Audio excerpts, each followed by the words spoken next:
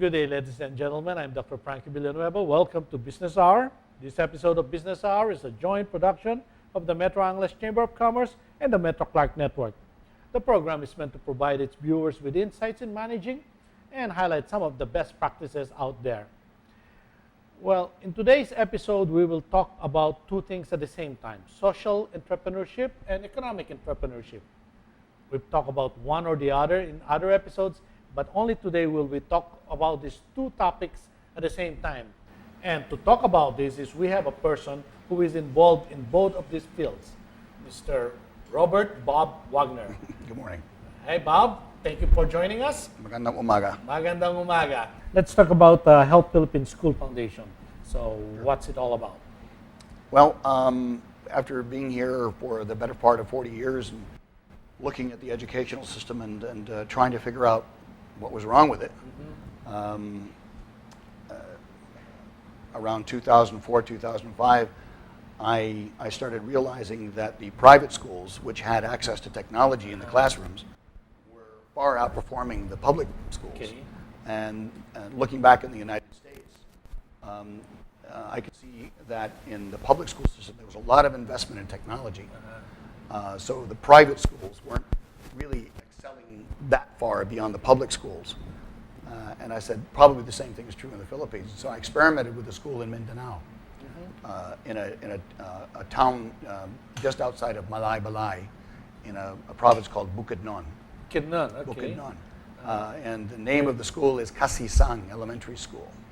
So when was this? When did you? This was in 2006. 2006. Yeah. So you were at Mindanao at Bukidnon, Yes, huh? yes, yes. Okay. And this is the reason why I chose that school was because during World War II, it had also been a school that was put up by the Thomasites.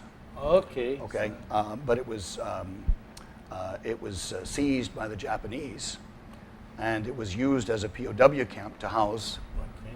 Manuel Rojas. Oh, really? That's correct. Okay. And one of my father's assignments in the early days of World War II was to locate Manuel Rojas. And he did, after 2 weeks of trekking from Zamboanga across the volcano fields and the pineapple fields, he was able, through the bamboo network, as it were, to find out where the Japanese were holding him. Okay. Because they had moved him from Nueva Ecija, from Cabanatuan, where the Bataan marchers had been kept. The officers from that group and VIPs like Rojas had been moved down to Mindanao, thinking that it would be too difficult for the Americans to stage a raid and rescue them. Okay. Okay. And the Japanese were very smart in that plan, because my father found Rojas and reported back, and they said, well, he's in the middle of nowhere. There's no way that we're going to be able to surreptitiously stage a raid and rescue these people. Okay. So that's where they stayed until the end of the war. Okay. So you should meet Mar Rojas and talk about this. Oh, yes. I've never met the man. Okay. Never met the man. But I decided to experiment there simply because it was such a remote area, Okay. also, and to see what sort of effect it would have on the surrounding schools and the district organizations within Bukidnon. And what I did was I gave all the teachers laptops, and then I put interactive projectors in all the classrooms.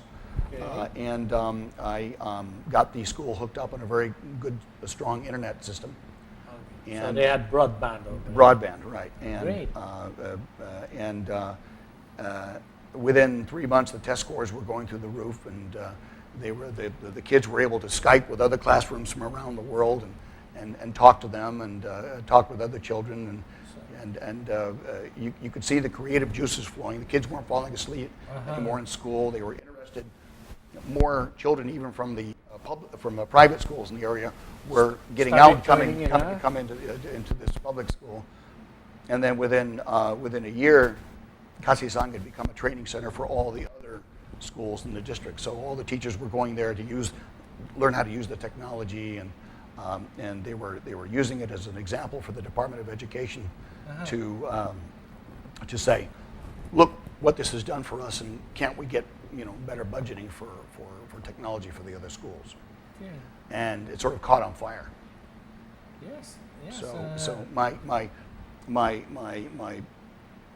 assumption, my presupposition as to the usefulness of technology in classrooms as a method of enhancing classrooms, as compared to building more of them, which I don't feel is It necessary. opens a whole world to them. Right? Yes. And how much was the investment per classroom? About $1,000 US each.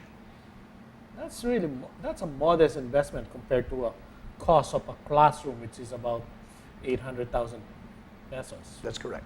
That's correct. One of the big problems in the Philippines is that the textbooks there's a lack of supply. Yes. Sharing it. Huh? Sharing. And I asked the teachers, why don't they all have their own individual textbooks? And they gave me lots of different reasons. Yes. And so what we did was we downloaded those textbooks, okay, and then we project them on screens in front of the kids, and they were all able to read at the same level, and so what it did was it alleviated the necessity of the children either A, being forced to buy textbooks. When we come back, we will talk more about these interventions that you have made. Sure, right. Okay, so stay tuned. This is trailblazing work in education, and I think you'd like to hear more of this. See you in a while.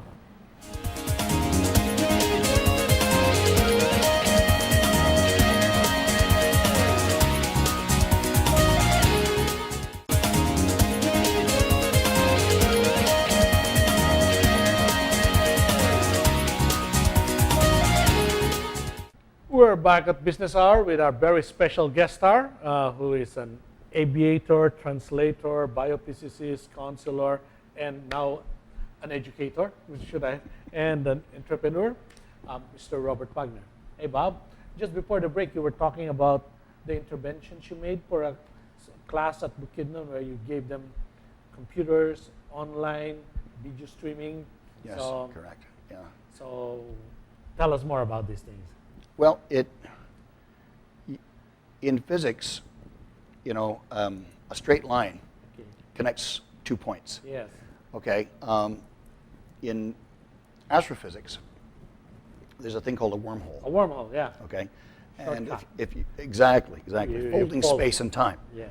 Okay. And so rather than try to devise a way that requires a lot of time and effort and money to develop a starship that can go light speed along a straight line between the 2 points, it's a lot easier to fold space, okay, and to punch a hole through the 2 points where the two destinations meet.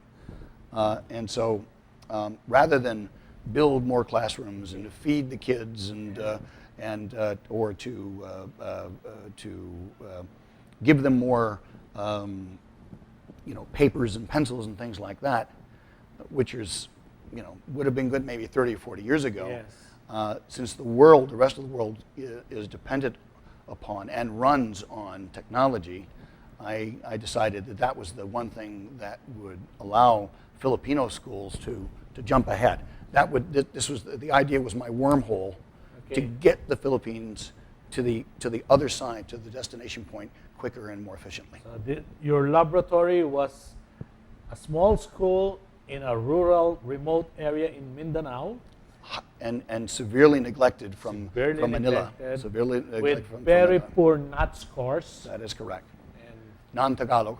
non-Tagalog. Okay, because it's one of the things that a lot of people will dispute, but unfortunately Manila will like to spend more time on schools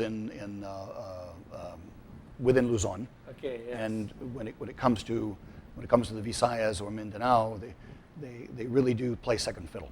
So these kids now, they can hold their own against people from NCR and even from the private schools. That's correct.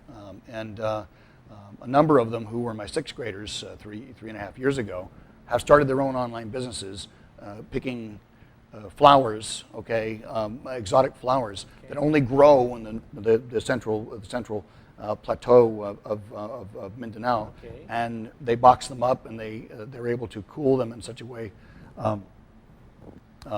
through a very rudimentary cooling system, okay, that doesn't require a lot of energy, and then put them into plastic boxes, and they send them to the United States and Europe. Wow, And they're now global players, huh? That's correct. And these are just children. These are just kids who, before their introduction to technology, one of the girls said, well, I aspire to become a housemaid in Dubai like my sister, who has a 4-year nursing degree. Now she wants to buy a condo at Dubai, huh? Well, now she's asking her sister to come home and work for her, Wow. which is also something that I hope Filipinos will start thinking more about. Instead of aspiring to leave the country, they should think about coming back, more of them coming back, and assisting the country in developing a real economy and developing a middle class. That's a good point. That's a good point. I think right now Philippines, well, is proud to be a democratic country. But of course, making democracy work is another thing. And a strong middle class is what we need. And right now what you're saying is, if we educate people more, we empower them, and we can have a stronger middle class. That's correct. What happens when you create a middle class? Well, wages go up, of course. Okay. Now, some people here in the Philippines will say, well, that's a bad thing, because what about our call centers and about other things like that? Well, if you have a true, viable, solid economy, there are those things can be absorbed and or can be done in different ways. Just ensuring that you have a source of cheap labor for overseas investment is basically a way. We'll go from wormhole to black hole. Yeah, Okay, yeah. A black hole is there's no way to get out of it. Okay, and once you perpetuate a system like is in place now, where you're just betting on providing low cost labor, that's no way for a country to be viable in the long run. And I think people should recognize that there's a difference between wage increase due to productivity Correct. and wage increase due to legislation. Basic economics, yes, correct. Yeah, if it's due to productivity, there's nothing wrong with it. That's correct. Singapore has high rates, high wages, but their economy is great. So, Yes, yes. A lot of Singaporeans would disagree with you. They don't think their economy is great because they're not booming anymore. yeah. Okay, well, and they've reached a plateau, Yeah, like the they've reached a Japanese plateau. did. Okay, Yeah. so and some of them are upset about it. Of course, then again, well, they've stopped growing. That's the problem. that's correct. I think that's correct. That's correct. Everybody expects to keep going and going and going, but the truth is that you can only go so far, and then you reach a plateau, and then it's a gentle rise or a gentle fall, and then you. That's what a viable economy does, and it's steered by wise men and women who don't make foolish economic decisions. So okay. my, Now, yeah, go ahead. Now we'll talk about your foundation. Let's talk about your restaurant. Sure. How did this come to be? What is the rationale for this? All right. Yeah. I was raised in Miami, Florida, in a Cuban-American household. Okay. And the food that we offer at the Tapas, even though we classify it as a Spanish restaurant, I would say it's probably 55% Cuban. We have things like Cuban sandwiches. We have So this is something you grew up with, huh? yes, exactly, Okay. exactly, and so that's why we call it a fusion restaurant. So it's Spanish, Cuban, Mediterranean, American. Yeah. In fact, even the famous restaurants here are fusion. Spanish, Kapampangan, and all of that. So That's correct. That's correct. And Kapampangan food is some of the best in the world. Absolutely, I love Kapampangan food. Oh, okay. Let's get nice and big from it. Yeah. Shows. I'm Kapampangan. Any parting words for our audience? No, just thanks very much for having me. I really appreciate it, and I hope to see everybody at the Tapas. Okay. Yeah, so we'll have that set up as well. I think 3 days running, but we also have a lot of Christmas parties. Local families and some locators are doing Christmas parties. Okay, so if they want, and you also do catering, Absolutely, so you can handle company parties and all of that. that's correct. Up to 100 people. 100 people. That's right. Okay. We have a really, really good full-service kitchen. So, with that, thank you, Bob. We bring to an end another episode of Business Hour. This is Dr. Frankie Villanueva inviting all our viewers to learn and earn with Business Hour. Good day, ladies and gentlemen.